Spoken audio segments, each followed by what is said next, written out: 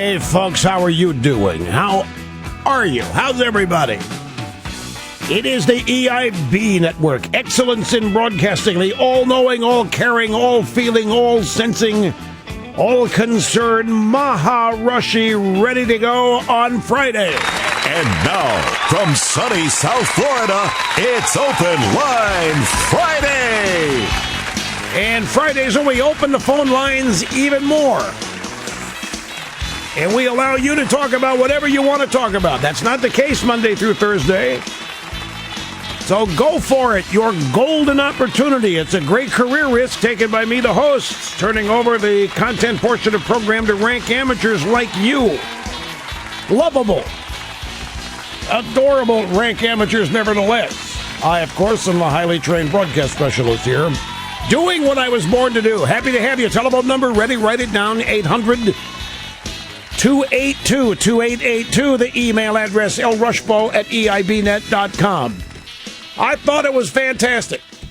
I thought the Romney speech was great. I don't have any complaints about it. Maybe a couple of nitpicks, but I think mission accomplished. Now we see how many people saw it, how it can be built upon. I have the convention built. I'm going to go out on a limb. I'm going to say something. You know, I usually don't say controversial things, but I'm going to take a little risk here. When this convention started, Monday, I mean, even though they took the day off, I mean, they still, when the delegates gathered, when they first got together at the convention hall, the arena, whatever it was in Tampa, I think, fair to say, safe to say, that was not Mitt Romney's convention. And by that I mean the people gathered there were not jazzed to be part of Mitt Romney. I think the unifying thing at the convention early on was, we got to save the country, we have to beat Obama, we're unified, we have a sense of purpose here. There were some doubts, and I think by the end of last night, it had become Mitt Romney's convention. And I think it's become Mitt Romney's party. And I think it has become Mitt Romney's cause. And I think they did an amazing thing. Romney, his organizers, the people there, started, I think that's the starting point. I really do. You may disagree with me. And by that I mean, when I saw camera shots of the first night of the convention, if Romney would have shown up, surprise appearance, hey, look, there's Mitt. Okay, cool, no big deal. That's they were there. He's the nominee. He's going to do the speeches. We're going to nominate him. We're going to move on. But that's not why everybody was there. There were doubts. There was some fears. But by the close of business last night, it had become his convention. It had become his party. It become his cause, and everybody is on board.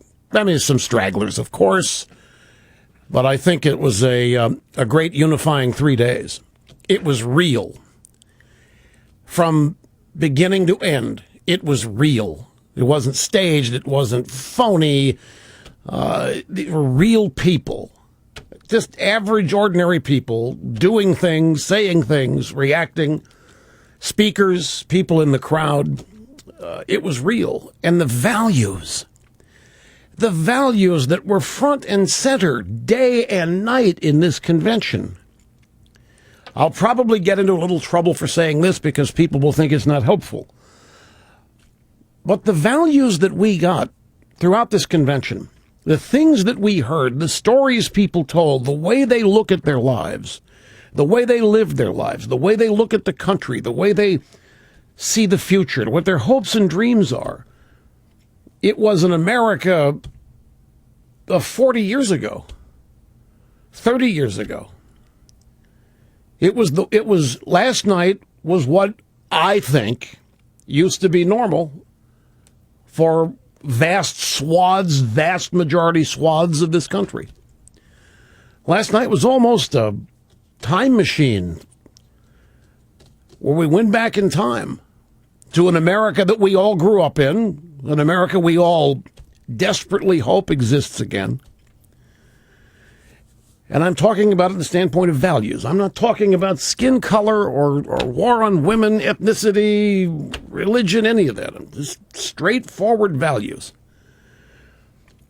Every speaker, Marco Rubio, Susana Martinez, you name it, Nikki Haley, every speaker had a rags to riches story that defined and explained, by virtue of the story alone, the greatness of this country. The greatness of America was on display throughout this convention. There wasn't anybody up there who doesn't like this country. There wasn't anybody up there blaming this country. It was quite the opposite. It really was heartwarming. Then some of the individual stories last night, this need to humanize Romney, it offends me. It has always offended me, by the way. This need to humanize conservatives anyway offends me. The idea that conservatives somehow don't have compassion just by definition of being conservatives has always offended me. But some of the stories that were told about Romney last night, the 14-year-old kid with cancer, Romney befriending him, hospital visits frequently, writing the young man's will. People were in tears listening to this story. It's things people didn't know. People didn't know that Romney's dad put a red rose on his mother's bedside every morning or every night. And that's how his mother learned his father had died. One day the rose wasn't there. People hadn't heard that story before. There were Marco Rubio's speech last night. Marco Rubio is speaking in that speech. Marco Rubio speaking the future of America by defining and reminding people of our greatness in the past. Marco Rubio was speaking for an entire generation or two of Americans, young today, who have their lives ahead of them.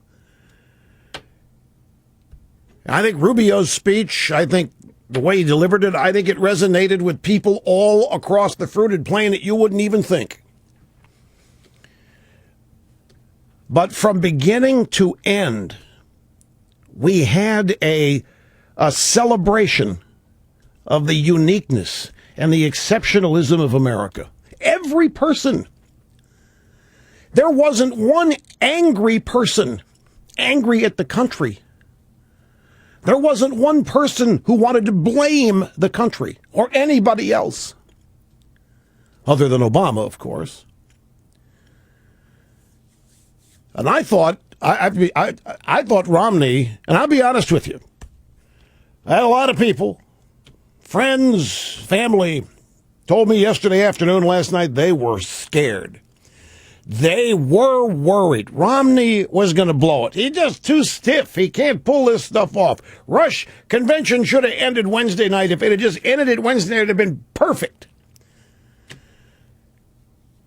And I told everybody that said that to me, I have a different feeling. Just a gut instinct. I think Romney's going to be good tonight. I think Romney's going to be fine tonight. I think you're going to be surprised by Romney. And then I saw one of the excerpts, one of the lines that excerpted from the speech that they put out before he gave us. Oh, no, maybe I don't know what I'm talking about. That's the line where he said he'd hoped President Obama succeeds. So why do we have to say that? But that line, when delivered, kind of got in there, got it, and got out. It didn't linger. It turned out not to be a focal point, nor was it thematic. It was just tossed in there. There are people today who are nitpicking and saying, Romney should have other people tell these stories about him. He can't do it himself. At Staples, why all just the executives at all these companies at Bain saved? Why not get some people that work there whose jobs were saved and so forth? I understand that. But I think great progress was made. I think the storytelling that was part of this convention needed to happen. I think to counter the drivel that comes from the left, such as Romney caused my wife's cancer. Those stories are real. There are people out there who believe that stuff. So I'm happier even today than I was yesterday that we didn't go second, that the Democrats are now on defense. You look at these testimonials about Romney last night throughout this convention. do we have anybody, does Obama have anybody who can tell a story like that about, his brother can't tell a story about charity. His brother can't tell a story about personal compassion from Obama. There's nobody. I mean, the Democrats have to be scrambling right now. Well, that's what I'm talking about. Bill Ayers, Jeremiah Wright. I mean, nobody knows Obama. Even in these 4 years, people he taught, supposedly, at Chicago, the University of Chicago Law School. Where are these people that say they've been inspired by Obama? I mean, Romney's got them from every day that he's been alive. With Obama, we can't find them. We don't know who they are. And they've never been eager to put these people forward.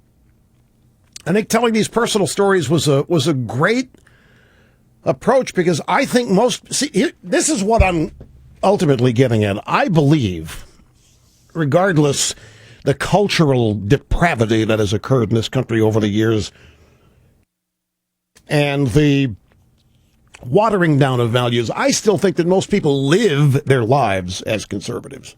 May not know it, just like Susana Martinez didn't know she was a Republican until she sat down and talked to a couple.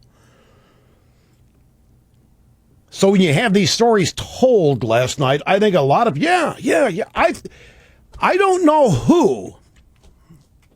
Now maybe I live in dreamland, and I think I live in Realville, and maybe I'm not. Maybe I'm in dreamland. You tell me.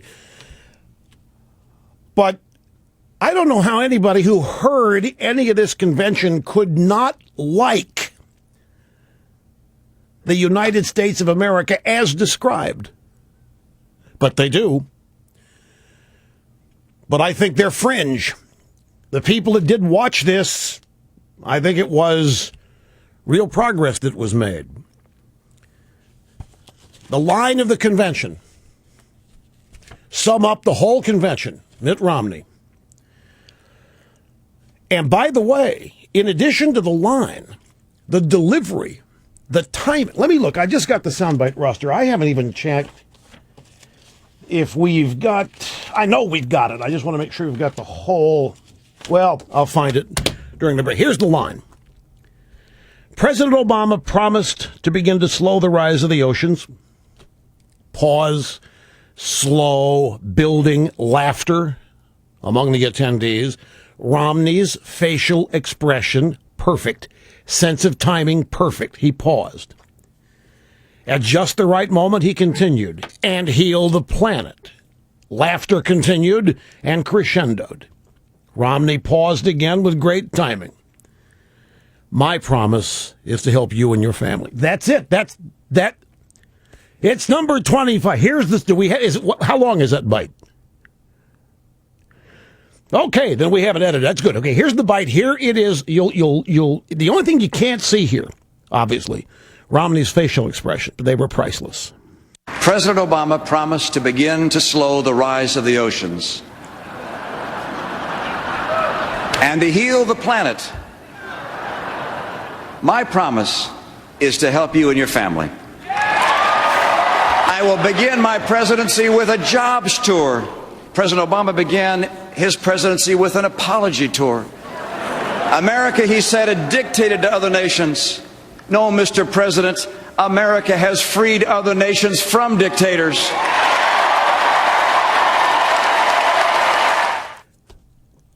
President Obama promised to begin to slow the rise of the oceans. There was a long bit of laughter. And then heal the planet. My promise is to help you and your family. That whole thing without editing takes 40 seconds, and it is priceless. And then another great line. When the world needs someone to do the really big stuff, you need an American.